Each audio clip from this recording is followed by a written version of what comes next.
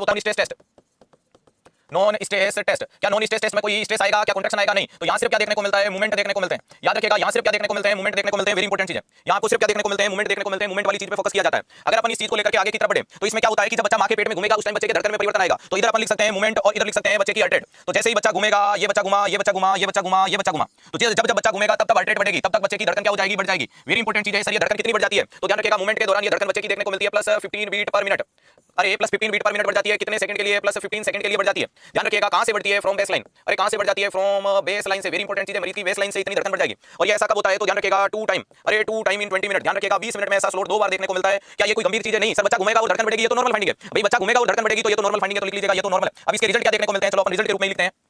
अगर इसके रिजल्ट के बारे में बात करोगे तो आप इसका रिजल्ट क्या देखने को मिलता है?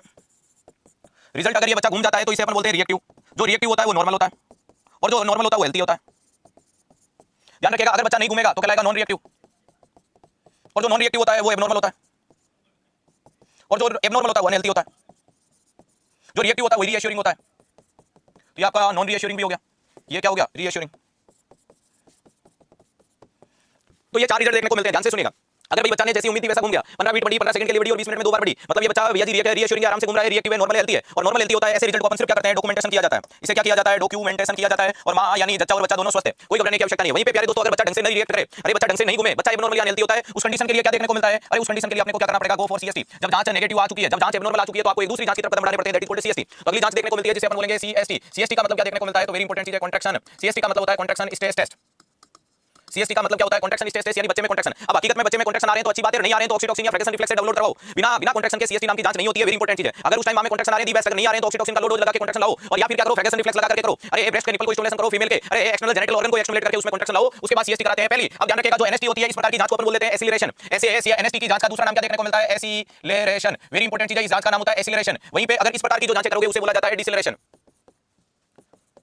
इस प्रकार की जांच का नाम क्या होगा? डिसेलरेशन। और सबसे पहला अपन पढ़ रहे हैं अर्ली डिसेलरेशन, यानी शुरुआत में होने वाला परिवर्तन। तो प्यारे दोस्तों, जब बच्चे का सर मां के पेल्विक में होता है, जब बच्चे का हेड मां के पेल्विक में होगा और पेल्विक से टकराएगा बच्चे का सर, याद रखिएगा कब की बात हो रही है? तो याद रखिएगा व्हेन फीटस हेड, बहुत आसान तरीके से बता रहा हूं, इतना तो ऑफलाइन में नहीं पढ़ा होगा। When fetus head enter into pelvic. ध्यान रखिएगा, जब बच्चे का हेड मां के पेल्विक में जाएगा तो वहां क्या देखने को मिलता है? स्टिमुलेशन। वहां क्या देखने को मिलता है? Stimulation of vagus nerve. अरे वहां क्या देखने को मिलता है? Stimulation of vagus nerve. Very important चीज है, वहां वेगस नर्व का स्टिमुलेशन होगा और वेगस नर्व का स्टिमुलेशन होने से मरीज की धड़कन में परिवर्तन आएगा। बोले तो धड़कन घटेगी, घटेगी या नहीं घटेगी? घटेगी। अरे वेगस नर्व का स्टिमुलेशन होने से मरीज की जो हार्ट रेट होती है, बच्चे की हार्ट रेट होगी, वो क्या होगी? डाउन होगी। और कितने से डाउन हो जाएगी? तो less than 120 beat per minute हो जाती है, बट मोर देन, लेकिन ध्यान रखिएगा, लेकिन more than 100 beat per minute देखने को मिलती है। तो वेरी इंपॉर्टेंट चीज है कि बच्चे की धड़कन 120 से तो कम हो जाती है, लेकिन 100 बीट से ऊपर देखने को मिलती है। तो भाई कॉन्ट्रैक्शन आया, खिंचाव आया, खिंचाव आने के कारण अगर 120 से थोड़ी सी डाउन हुई, खिंचाव गया, वापस ठीक हो गया, तो क्या नॉर्मल या एबनॉर्मल? तो ये भी नॉर्मल है। ये वाला मामला भी आपको नॉर्मल कहलाएगा। क्यों? क्योंकि सिर्फ कॉन्ट्रैक्शन के दौरान घट रही है। अब इसका ग्राफ कैसा बनता है उसको अच्छे से देखिएगा। इधर मैं लिख रहा हूं कॉन्ट्रैक्शन और इधर लिख रहा हूं मैं फीटल हार्ट रेट। तो जैसे ही ये कॉन्ट्रैक्शन आया गया, कॉन्ट्रैक्शन आया गया, आया गया, आया गया, आया गया, ये कॉन्ट्रैक्शन का मामला था। अब जैसे ही प्यारे दोस्तों कॉन्ट्रैक्शन आने लगा, धड़कन घटने लगी। कॉन्ट्रैक्शन पीक लेवल पे, धड़कन मिनिमम लेवल पे, कॉन्ट्रैक्शन चला गया, धड़कन वापस जूं जूं जूं जूं जूं जूं। ध्यान से देखिएगा प्यारे दोस्तों, जब आप में कॉन्ट्रैक्शन आने लगा, अरे इधर से ध्यान से देखो, इधर कॉन्ट्रैक्शन आ रहा है, धड़कन घट रही है, कॉन्ट्रैक्शन बढ़ रहा है, धड़कन घट रही है, कॉन्ट्रैक्शन पीक लेवल पे, धड़कन मिनिमम लेवल पे। Very important sir. अरे जब कॉन्ट्रैक्शन आपका पीक लेवल पे, मान लो कि यहां 60 एमएम का कॉन्ट्रैक्शन है, धड़कन उस टाइम 120 से कम आ चुकी है लेकिन 100 से ऊपर है। अरे कॉन्ट्रैक्शन 120 है, सॉरी धड़कन 120 से नीचे आ चुकी है लेकिन 100 से ऊपर है। अब ये दोनों चीजों का एक जगह पाया जाना, अरे दोनों का एक जगह पाया जाना कहलाता है नेडिर पॉइंट का प्रेजेंट। नेडिर पॉइंट क्या है? प्रेजेंट। वहीं पे अगर मैं आपसे पूछूं कि यहां कोई लेग फेज यानी लंगड़ाती हुई टांग है क्या? नहीं, आप बोलोगे दोनों टांगे बराबर है। अरे यहां इसमें क्या देखने को मिलती है? मरीज में लेग फेज। अरे इसमें क्या देखने को मिलती है? Lag phase. तो लेग फेज एब्सेंट है, कोई नहीं लग रहा है। अब मुझे बताओ ये एबनॉर्मल या नॉर्मल? Of course normal. क्यों? क्योंकि भैया जी बच्चे को थप्पड़ मारने पे रोता है, ये तो नॉर्मल फाइंडिंग है। बिना थप्पड़ के रोए तो गड़बड़ है। तो बच्चे में कॉन्ट्रैक्शन के दौरान धड़कन घटे, ये तो ठीक है। कॉन्ट्रैक्शन चला गया, धड़कन नॉर्मल। भाई कॉन्ट्रैक्शन आ गया, धड़कन नॉर्मल, कॉन्ट्रैक्शन आया, धड़कन फिर कम। तो याद रखिएगा इसके लिए कोई एक्स्ट्रा इंटरवेंशन की आवश्यकता नहीं है, ये नॉर्मल फाइंडिंग है। ये नॉर्मल फाइंडिंग है। No extra requirement of the specific attention. कोई स्पेशल अटेंशन देने की आवश्यकता नहीं होती है। यहां तक किसी को कोई तकलीफ नहीं है। चलो आगे। दूसरा नाम आता है जिसे बोला जाता है लेट डिसेलरेशन। दूसरा नाम आता है जिसे बोला जाता है लेट डिसेलरेशन, यानी इस बार मामला लेट चल रहा है। अब लेट चल रहा है तो ये तो किसके कारण होगा? तो ये वाली चीज होती है due to uteroplacental, due to uteroplacental insufficiency. ध्यान रखिएगा, यूट्रोप्लेसेंटल इनसफिशिएंसी के कारण ये देखने को मिलता है। अरे किसके कारण देखने को मिलता है? मरीज को यूट्रस और प्लेसेंटा को मिलने वाला परफ्यूजन कम हो गया। मरीज के यूट्रस और प्लेसेंटा के पास में पहुंचने वाला जो परफ्यूजन था उतना हो नहीं रहा है, तो कम हो गया। और कम हो गया तो बच्चे में तकलीफ हुई या नहीं हुई साहब। अब इसमें क्या देखने को मिलता है? तो वेरी इंपॉर्टेंट चीज है, जैसे कि ये कॉन्ट्रैक्शन और ये हार्ट रेट। अब यहां क्या देखने को मिलता है? कॉन्ट्रैक्शन आया गया, कॉन्ट्रैक्शन आया गया, आया गया, आया गया, आया गया, ये इस प्रकार से। अब क्या हो रहा है कि कॉन्ट्रैक्शन यहां तक पहुंच जाता है, धड़कन बाद में घटना शुरू होती है, ये इस प्रकार से मामला चलना शुरू हो जाता है। अरे ध्यान रखिएगा, कहने का मतलब है कि जब कॉन्ट्रैक्शन आपका पीक लेवल पे था तो धड़कन यहां तक ही पहुंची थी। धड़कन जब मिनिमम लेवल पे चली तो अगला कॉन्ट्रैक्शन आ गया। जब वापस से कॉन्ट्रैक्शन पीक लेवल पे पहुंचा तो धड़कन बाद में जाके घटी। तो इनका क्या आपस में सामंजस्य बन रहा है? नहीं, ये इधर नाच रहा है, ये इधर नाच रहा है, तो ये एबनॉर्मलिटी है। सावधान होना पड़ेगा, ध्यान देना पड़ेगा, मरीज को फ्लूइड देना पड़ेगा, मरीज को फ्लूइड देना पड़ेगा, डॉक्टर साहब को इन्फॉर्म करना पड़ेगा। तो ध्यान रखिएगा, ये वाली कंडीशन को अगर ढंग से डील नहीं करोगे तो दिक्कतें बढ़ सकती है। तो इस रिजल्ट को बोला जाता है एबनॉर्मल रिजल्ट। अरे ये रिजल्ट कैसा है? एबनॉर्मल। एबनॉर्मल है तो सबसे पहले क्या करना पड़ेगा?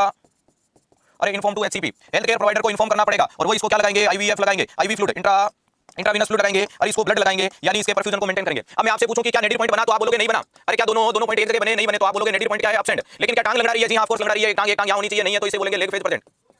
तो याद रखिएगा लेग फेजेस तो क्या देखने को मिलती है, परसेंट देखने को मिलती है। अरे लेग फेज क्या मिलेगी, परसेंट देखने को मिलेगी, वेरी इंपॉर्टेंट चीज है, और नेट डिफरेंट चेंजेस मिलेगा। यहां तक किसी भी बच्चे को कोई परेशानी नहीं होगी। अगला नाम आता है last but not least, that is called variable deceleration. Last नाम आता है जिसे बोला जाता है वेरिएबल डिसेलेरेशन। अरे क्या बोला जाता है वेरिएबल डिसेलेरेशन, तो ये किसके कारण होता है, तो याद रखिएगा due to umbilical cord compression. Umbilical cord के कंप्रेशन के कारण देखने को मिलता है। और ये किसके कारण देखने को मिलेगा, अम्लाइकल कोड कंप्रेस हो गई तो जब तक कंप्रेशन रिलीज नहीं होगा सीवीटी रहेगी, तो अगर इसमें कॉन्ट्रैक्शन और ये एफएचआर ये अलग ही नाचेंगे, इनका कोई मेल जोल होगा ही नहीं। Contraction contraction contraction contraction contraction आया आया आया, ध्यान रखिएगा कभी धड़कन बराबर घट रही है, कभी कम घट रही है, कभी बराबर, कभी कम कम कम कम बराबर कम, अलग ही नाच रहा है इन दोनों में, ना तो नाड़ी नहीं लेंगे, तो वो वाली चीज। और इसका ट्रीटमेंट क्या होगा, इमीडिएटली चेंज द पोजीशन।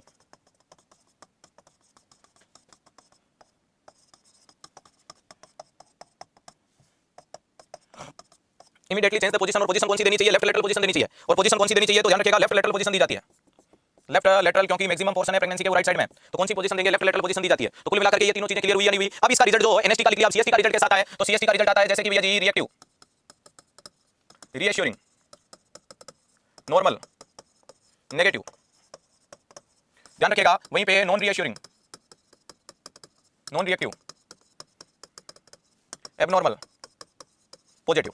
तो जांच का पॉजिटिव आना खराब चीज होती है, अनहेल्थी होती है, और जांच का नेगेटिव आना हेल्थी कंडीशन को इंडिकेट करता है। इसे आप हेल्थी लिख सकते हो, और इसे आप क्या लिख सकते हो, हेल्थी, और इसे अनहेल्थी। तो अभी आपके सामने मैंने सारे के सारे टॉपिक को लपेट लिया, तो मेरे हिसाब से तुम्हारा मन कर रहा होगा इस क्लास को लाइक और शेयर करने का, क्योंकि उस लाइन को भी बोलने का कि पढ़े हो किसके चक्कर में, कोई नहीं है 360 के टक्कर में।